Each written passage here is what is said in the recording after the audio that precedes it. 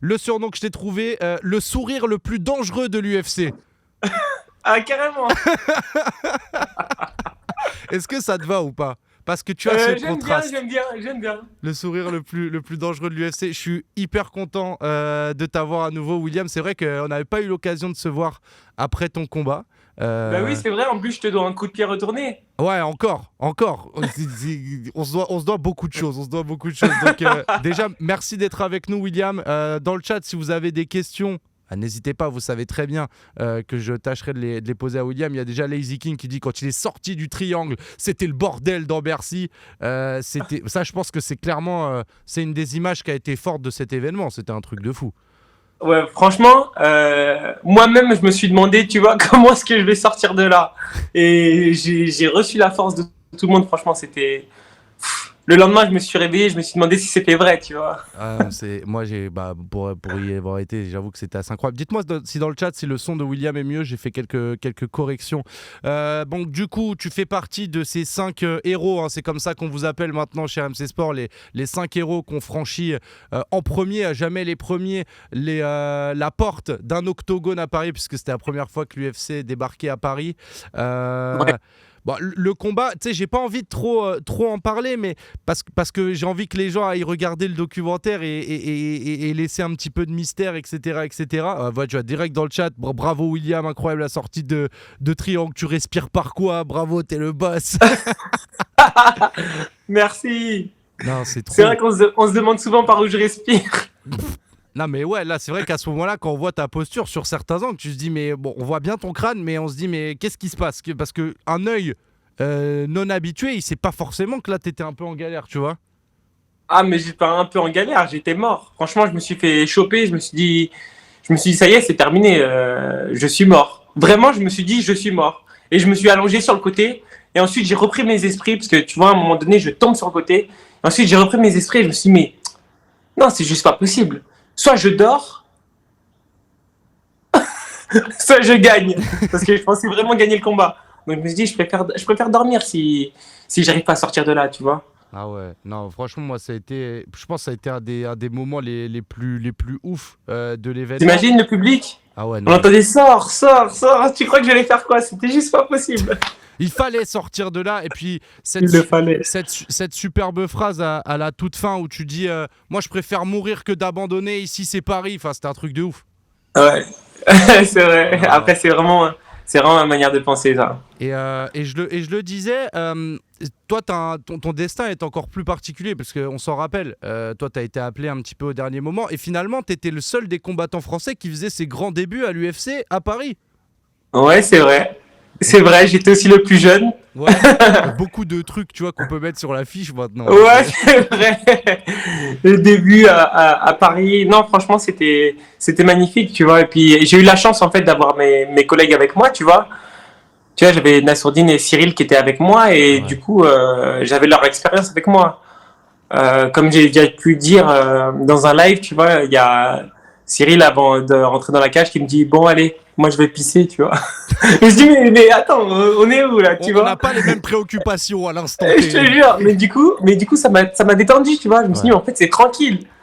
Tu vois ce que je veux dire? Ouais, ça veut dire que enfin, c'est pas on va au travail, mais on sait où est-ce qu'on va, on sait ce qu'on va faire, quoi. Exactement. Ouais. Donc ouais, vraiment une leçon à retenir, c'est de prendre l'expérience des autres aussi pour s'enrichir, tu Mm. vois. C'est super important de faire ça. Et Parce que si j'avais personne, je pense que je l'aurais pris différemment quand même mon premier combat à l'UFC ouais, Paris c'est vrai qu'être un devant. peu en équipe, je pense que ça te rassure un peu parce que sinon tu dois regarder à droite à gauche, tu sais, t'as pas ton point de sympathie que tu vas chercher chez quelqu'un, genre. Exactement. T'imagines, à l'étranger, j'aurais commencé ici, juste avec mon coach, avec personne autour de moi, tu Tu vois. regardes tout le Genre, monde, genre est-ce qu'il me regarde? C'est moi qui regarde, pourquoi? Qu'est-ce qui se passe? Et tout. non mais sérieux, ça aurait été complètement différent. Ouais, Mais ouais, c'est cool. là, c'était kiffant. Tu vois, il y a des commentaires hyper sympas. Grand moment, l'UFC Paris, même pour les novices comme moi, c'était fou. Et c'était, bah, nous, tu sais, t'as vu, c'était un peu notre mission sur Twitch, hein, d'essayer Oui, de faire accrocher un petit peu tous ceux qui ne connaissaient pas. Je pense que la mission, elle a été réussie. Et nous, on t'a aussi découvert à ce moment-là. Et là, forcément, ouais. la question qu'on va se poser, c'est que t'as fait ton premier combat, t'as gagné, ça a été très très chaud. C'est quoi la suite maintenant pour toi à l'UFC? Comment ça va se passer? Où est-ce que tu vas combattre? Est-ce que tu sais déjà qui tu veux combattre? Enfin, nous, on veut savoir jusqu'où tu vas attaquer parce que Pour ceux qui ne le savent pas dans le chat, William, c'est quelqu'un de très particulier. Il a un plan. C'est l'homme qui avait un plan. Voilà, il faut le dire. Exactement. Et il a tout est ordonné dans sa tête, tout est organisé déjà. C'est rigoureux. Pas que dans ma tête, c'est aussi par écrit, tu vois, tout est organisé. Comme j'ai déjà dit, depuis 16 ans, j'avais écrit qu'à 24 ans. Non, j'avais écrit qu'à 24 ans, je signerais à l'UFC. Et ça s'est fait à 25 ans. Donc parce que voilà, je savais pas que le confinement allait arriver, c'est pour ça. C'est bon, je t'ai trouvé l'excuse, t'inquiète. Merci, bien réfléchi. Pareil, j'avais réfléchi à plein de choses. J'avais réfléchi à trouver une femme une fois que j'irai à l'UFC. Ben voilà, je l'ai trouvée. J'avais réfléchi à toute ma vie en fait en détail. Et on n'est même pas encore à la moitié de mes objectifs, donc il y a encore beaucoup de choses qui vont arriver. Maintenant, avec l'UFC, j'ai signé pour 4 combats, donc forcément je vais recombattre. Mais là, mon objectif principal, donc j'ai pas encore de date précise, mais mon objectif principal, là, c'est de m'améliorer au sol. Ah ouais. Donc de ne plus me retrouver dans cette position à la fin où j'ai joué ma vie. Tu vois ce que je veux dire? Je vois ce que tu veux dire. Donc là, en ce moment, je travaille le sol à fond parce que j'ai des bases de pied-point, de striking. Donc moi, j'aime rester debout. Je suis bon aussi en lutte. Mais je sais que je peux devenir encore bien meilleur en tout point, bien sûr, mais encore plus au sol. Au sol, je peux encore vraiment progresser. Je sais qu'il y a encore de la marge, une grosse marge de progresser en sol. Donc là, les prochains mois, ça va être surtout pour ça. Et on espère combattre assez rapidement. Bien sûr, j'ai hâte de rentrer dans la cage de l'UFC. Et cette fois-ci, je vais mettre le feu. Parce que pour un premier combat, tu vois, après le combat, j'étais content. Mais je me suis dit, tiens, je me suis retenu quand même, tu vois. Il y avait toute la pression quand même que j'avais quand même. J'avais quand même une certaine pression qui m'empêchait de libérer tous mes coups, tu vois, d'être aussi rapide que je l'aurais voulu. Donc forcément, on fera mieux la prochaine fois. Non, mais nous on a hâte, on a hâte de voir ça et je suis sûr que tu peux aussi conquérir les publics à l'étranger, genre peu importe si tu vas, je sais pas, combattre à Vegas, au Brésil, à New York, j'en sais rien, je suis sûr que les gens ils vont kiffer sur toi un petit peu. Of course, yes I can. Est-ce que, alors je sais que boxe anglais. Ça peut être une question un petit peu piège. Tu as déjà un nom d'adversaire en tête, un truc comme ça, parce que tu sais, enfin pour ceux qui savent pas, l'organisation de l'UFC c'est pas toujours logique, c'est ce qu'on appelle le matchmaking. C'est en fait eux qui décident qui tu affrontes, c'est pas genre le 7 contre le 8 et ainsi de suite. C'est pas forcément un ordre logique, c'est plus en question d'appétence, d'opposition, etc. Toi, tu t'es déjà focalisé un peu sur ouais, tiens, lui, je pense que ça peut être la bonne prochaine étape ou c'est quelque chose que tu calcules pas trop? Pas trop. Franchement, je regarde toute la catégorie. Je m'intéresse quand il y a un combat de featherweight, donc de 66 kilos. Quand il y a un combat, je m'intéresse et je regarde et je me dis, en fait, j'aimerais tous les affronter, tu vois. Je regarde et à chaque fois, je me dis, putain, mais celui-là, de cette façon-là, peut-être que je pourrais le battre. Ouais. Celui-là, de cette façon-là. En fait, je réfléchis à tous. Okay. Je vais être prêt pour tous les profils. D'accord. Je vais être prêt pour tous les profils. Donc, en vrai, peu importe qui il m'envoie, je serai prêt et go, tu vois. J'ai pas d'adversaire particulier en vue, mis à part, bien sûr, le top 15 que j'aimerais atteindre. Donc, je veux quelqu'un de haut classé, quelqu'un classé devant moi. D'accord. Bien sûr. Et du coup, parce que là, ce que tu es en train de dire, c'est que là, tu n'es pas dans une position encore où c'est toi qui vas dire j'aimerais bien affronter un tel ou un tel. C'est l'UFC qui vont te proposer des profils et toi, tu as un œil dessus. Comment ça se passe? Exactement, c'est exactement comme ça. Après, c'est avec mon coach Fernand. C'est Fernand aussi c'est Fernand et Benjamin aussi qui regardent en fait le profil de l'adversaire et qui ensuite me le propose. D'accord. Et il me pose aussi la question. Et moi aussi, de mon point de vue, on peut battre tout le monde. Tu vois. Ouais. Même un gars qui n'a jamais perdu, qui a 15 ou 20-0, c'est peut-être que les 15 ou les 20 n'ont pas trouvé la solution tout simplement. Ouais. Donc pourquoi pas la chercher, il l'a trouvé. Être le premier à résoudre le casse-tête, tu sais. Exactement, on a tous un point faible. Ouais. Tous. Ouais, c'est ça, je dirais, personne n'est parfait, il y a forcément toujours la petite faille à trouver. On est tous humains, 2 bras, 2 jambes, on est tous pareils. Et tiens, je t'en parle parce que pour nous, c'est un grand événement, le documentaire Transversal là, qui va sortir, qui va être diffusé vendredi soir. Oh oui. Forcément, toi, tu as été suivi un petit peu. Tu sais que nous, chez RMC, c'est un peu l'objectif de ce documentaire, c'est le documentaire que tous les fans de MMA auraient rêvé avoir. Enfin, on a essayé de faire le contenu qui puisse satisfaire tout le monde. Je sais pas si tu as déjà eu accès à des offres, des petites images ou quoi, mais toi qui as vécu un petit peu les journalistes qui te suivent, comment est-ce que tu sens ce truc pour toi, ça va représenter quoi ce documentaire? Je veux que je te dise, j'ai trop hâte. Ah ouais? Franchement, ça va être un truc de malade. Mais un truc de malade.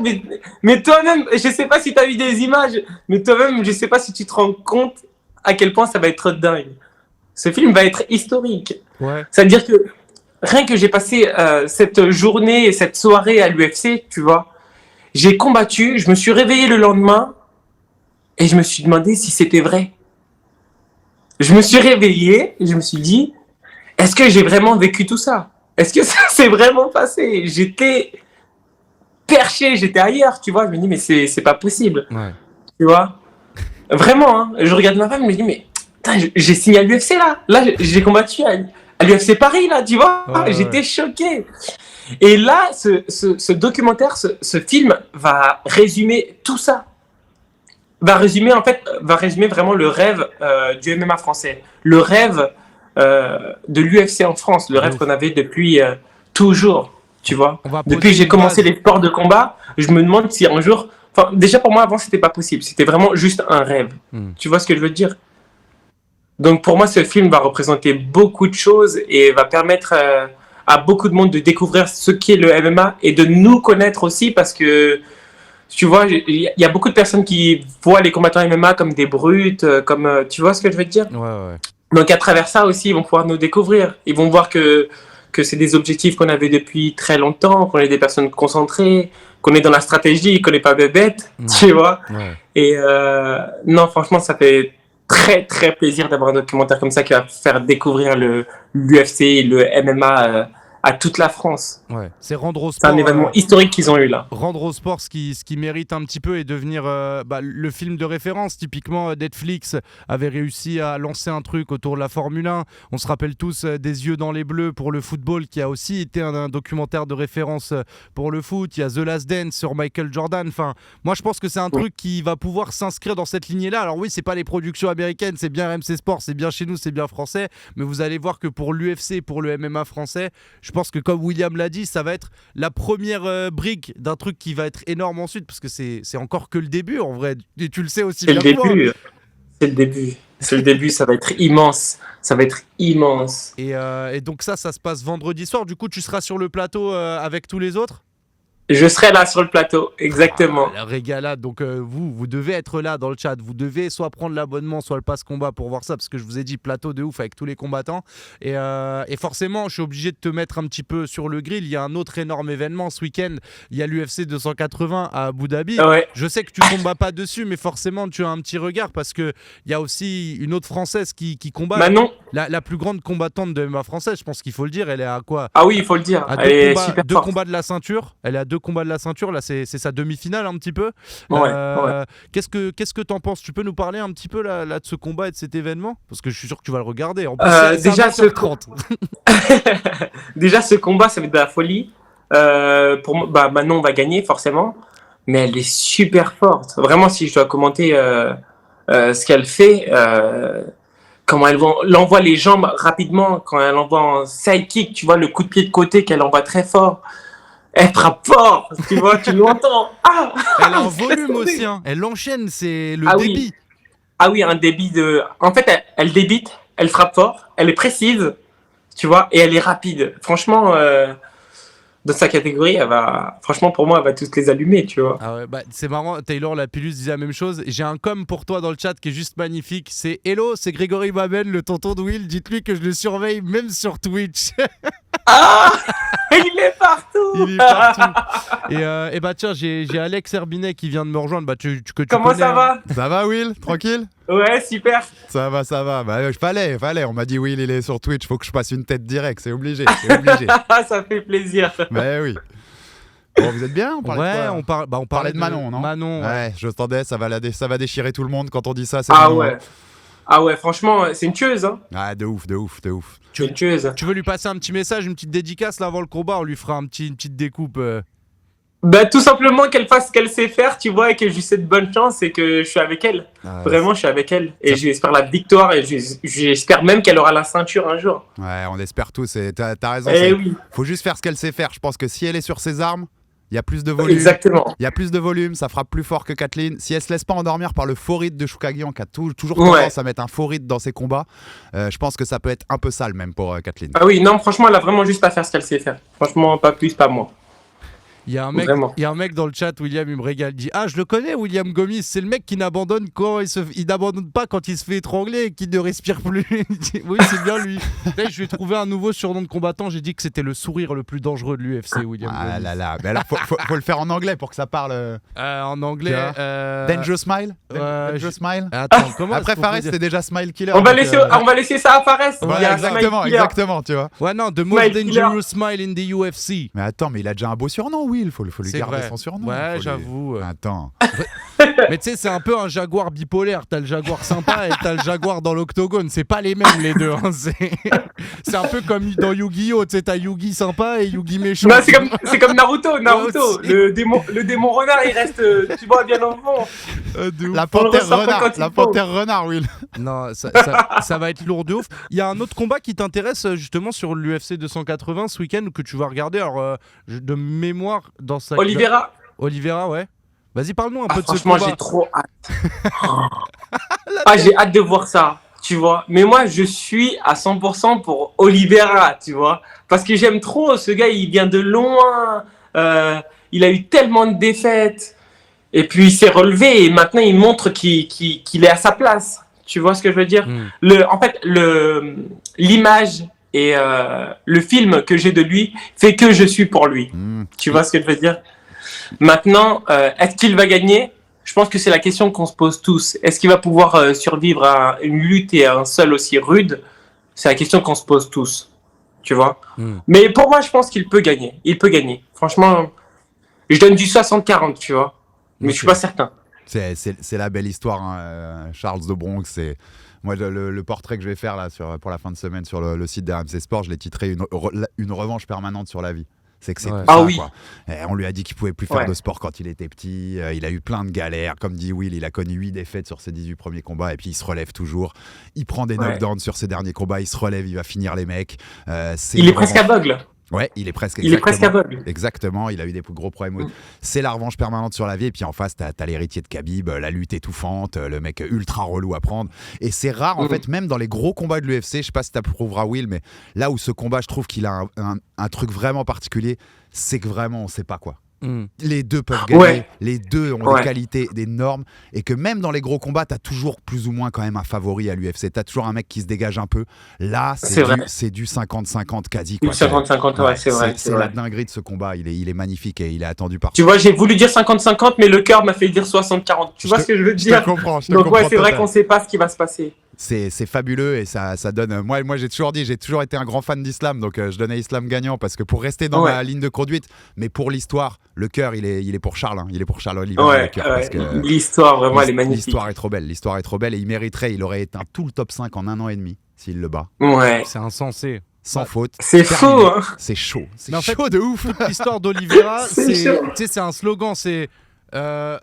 On m'a dit que c'était pas possible, j'ai dit bah non, je suis pas d'accord. Je suis pas d'accord avec ça. On m'a dit que c'était pas possible de finir champion à l'UFC si tout le monde t'avait mis KO avant. Bah si, bah moi je peux le faire. Y a exactement. pas de souci.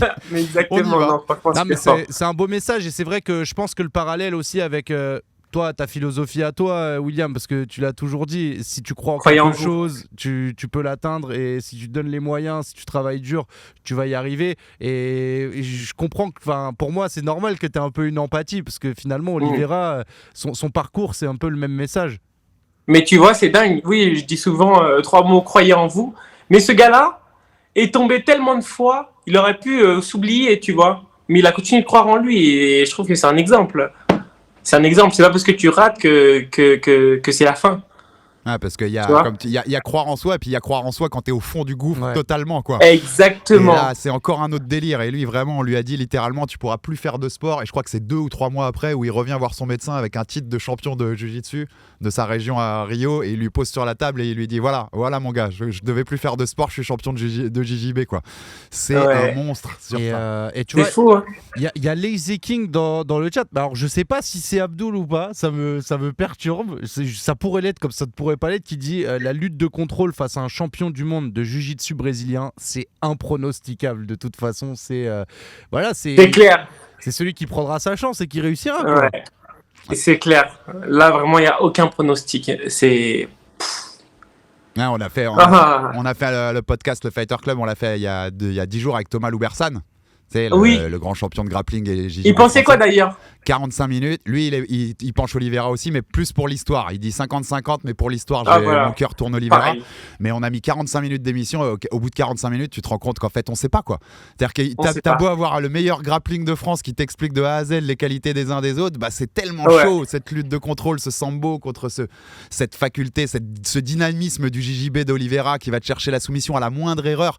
C'est vraiment un truc très intriguant, c'est un choc. On peut pas deviner ce qui va se passer. Là, ça va être la surprise. Vraiment, ça va être la surprise. On va passer peut-être le meilleur week-end des passionnés de MMA et c'est peut-être aussi la bonne passerelle. Je me dis, s'il y en a qui n'étaient pas forcément sur le coup pour l'UFC Paris, pour redécouvrir ou découvrir le MMA, si tu te fais le vendredi transversal UFC Paris, UFC 280, a priori, tu as toutes les clés pour devenir passionné ou nouveau fan de MMA, William. Ah oui, pour découvrir, en tout cas, c'est le moment. Là, c'est le moment de regarder. Parce que tu découvres en France ce qui s'est passé et tu découvres à l'étranger aussi comment ça se passe. Donc, pour ceux qui ne connaissent pas le MMA, je pense que c'est vraiment le moment de regarder. Et franchement, vous n'allez pas vous ennuyer. Non, plus beau week-end. Ouais. En France, il n'y a jamais eu plus beau week-end de MMA. Entre le film et l'UFC 280 à 20h en plus. Et avec notre Manon Fiorot national dans la carte principale, qu'est-ce que tu veux faire de mieux? Non, franchement, moi j'ai posé mon samedi, je vous le cache pas. Je sais ce que je vais faire personnellement. Tu veux qu'on aille dans le perso? Madame travaille samedi soir, elle travaille pas tous les week-ends et elle travaille samedi de 16h à 23h. Quand elle m'a dit ça, j'ai fait mais oui, c'est exactement les horaires de l'UFC 280. Je suis pépère à la maison. Alex, il va être au max, il va sortir toute la malbouffe du monde, il va se poser là, c'est n'importe quoi. Tiens, une vraie question, comment est-ce qu'un combattant de l'UFC déguste un événement UFC, William Gomis? Comment est-ce que tu vas regarder l'UFC 280? Comment je vais le regarder? Je vais le regarder tout simplement normal. Je vais pas forcément sortir des paquets de chips, des trucs comme ça. Hein. Non, mais genre, je veux dire, t'es là entre potes, tu te mates ça tout seul à la maison, vous faites une réunion avec la Factory, je sais pas moi. Les UFC, à la base, je les fais avec tous mes amis. On se retrouve chez l'un d'entre nous. Et parce j'ai beaucoup d'amis passionnés aussi. Donc, des amis avec qui j'ai commencé les sports de combat quand j'avais 16 ans. Et au jour d'aujourd'hui, on va chez l'un ou chez l'autre et on se pose et on regarde l'UFC, on commente ensemble. Souvent, on n'est pas pour la même personne, donc ce qui est bien, c'est que parfois, on peut se battre entre nous et on regarde en même temps. Et même quand c'est à Vegas? Même quand c'est à 4h du mat', vous faites ça? Ouais, même quand c'est à 4h du matin, franchement, on a fait ça. On a fait ça beaucoup de fois en tout cas. Ça c'est bon quand même, tu vois. Là tu vois la passion quand même. Et de toute façon, Sacha, tu lui demandais tout à l'heure quel combat t'intéresse sur cette carte, mais en fait c'est que la vraie question sur le 280, c'est quel combat t'intéresse pas en fait, parce qu'il y a tellement de combats de ouf franchement, il y en a pas, parce qu'en fait de base, j'aime voir tous les combats. Je suis vraiment, j'aime observer tout ce qui se passe, donc je me fous d'aucun combat, et surtout que là il y a que des combats électriques. Mais je me fous d'aucun combat. Tous les combats m'intéressent. Je veux tout voir. Non, mais je veux tout voir, vraiment. Tu regardes les prélims, c'est que des combats qui seraient. Il y en a, ils seraient presque main event de Fight Night. Main event, mais complètement. C'est une folie cette carte et c'est un plaisir d'avoir ça à des horaires européens qui nous correspondent. Ouais. Ça va être vraiment des horaires qui nous correspondent, c'est clair. William, je sais que t'avais affaire. Donc, merci beaucoup en tout cas de nous avoir accordé ce nouveau petit moment. Vous avez parlé de l'avenir?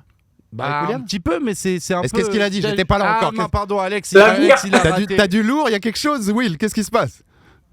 Non, comme j'ai dit, parce qu'on me demande souvent qui est-ce que je voudrais affronter. Je veux affronter n'importe qui, donc je me prépare pour tous les profils. Là, en ce moment, je travaille mon sol à fond, parce que je sais que j'ai une grande marge de progression à ce niveau-là, au sol, et je suis prêt pour tout le monde. Mais un mois et demi après l'UFC Paris, par exemple, l'UFC t'a pas déjà dit, tiens, on te propose ça? T'as pas encore de choses comme ça? Non, j'ai pas de date précise pour le moment. Ok, c'est là que montre aussi que dans le sport de combat, c'est pas tout de suite, c'est pas le lendemain de ta victoire que les mecs arrivent et te disent prochaine date quoi. Faut reposer les cœurs, faut reposer les corps, faut reposer un peu tout ça avant de reparler de ça. Hein. Exactement, c'est ça. Bon bah nous on te souhaite de te reposer, le repos du champion, hein, Ouais. c'est-à-dire pour bien attaquer ton deuxième combat à l'UFC, peu importe où il sera, on sera avec toi, t'inquiète pas. Oh. Ah, merci. Et puis on se voit vendredi, Will. On se voit vendredi, exactement, j'ai hâte. Ah ouais, bah écoute, merci beaucoup William, en tout cas passe un bon après-midi, à vendredi. Merci. Et puis dans le chat, continuez de donner la force à Will sur les réseaux, etc. Allez sur sa chaîne YouTube, il y a aussi un petit doc en complément pour vous mettre un petit peu en Et appétit. ça va sortir encore. Là, il y a Ouais. pas mal de vidéos YouTube qui vont sortir. Vous allez être dans mon quotidien. Je vais montrer un peu tout ce que je fais, comment on s'entraîne quand on a un combat à l'UFC. Et voilà. Ouais, parfait, superbe teasing et de toute façon bah, je te l'ai déjà dit, hein, quand il y a ce genre de vidéos, n'hésite pas, nous on se les regarde ensemble avec le chat avec grand plaisir. Ok. Merci beaucoup William et puis à très très vite, à vendredi en fait. Merci Ça à va aller tous très, et très merci vite. à vous les gars. À bientôt, Will. Merci. Ciao.